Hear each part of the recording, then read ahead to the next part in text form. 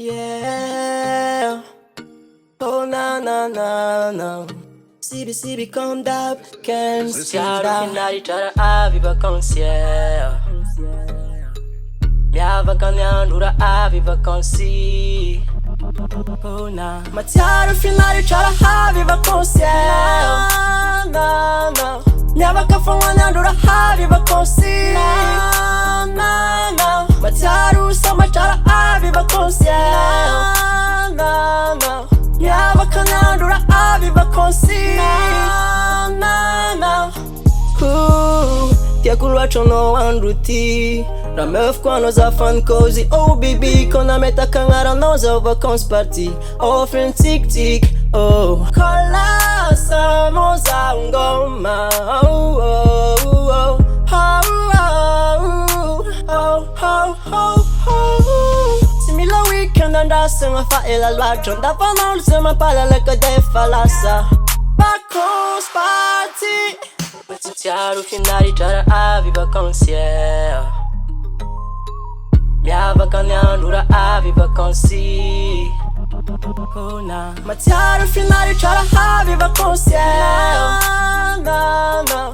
Minha vacanhandura a viva consi. Na na. Matiaro sama tara a viva consciência. Na na.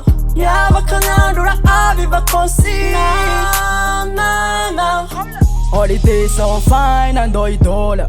Antuvo mamacita ring and they soma. Kenya ni Cibi di chimbos file fit alawa kang sur lefa nom twerka mahala. Yay, all eyes on me. Nigga jab KK follow me.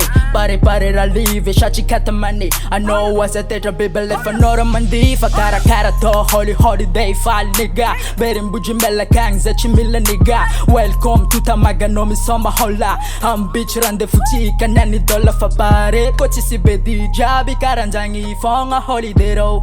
Fali fonga isanandu fabla black street bendi mapi soma maro. Finale tara a viva consciência.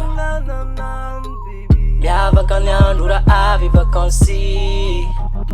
Oh na. Matiaro finale tara a viva consciência. Na na.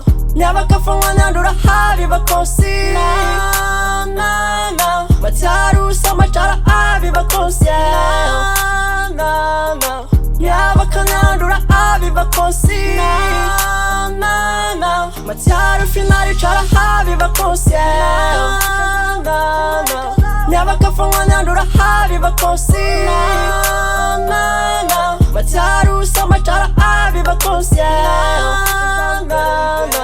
Minha vacanhandura a viva consi. Na na. Yay, all eyes on me. Nigga jab KK follow me. Yeah. All eyes on me. Yeah. All eyes on me. No laze fuck up, boy, dropping the low, masaka bekarani. Such is a goal, slow, money enemy. Musika kukantu mancha wako ze tifali. Mananga boom drops, American feeling, oh yeah. No lie.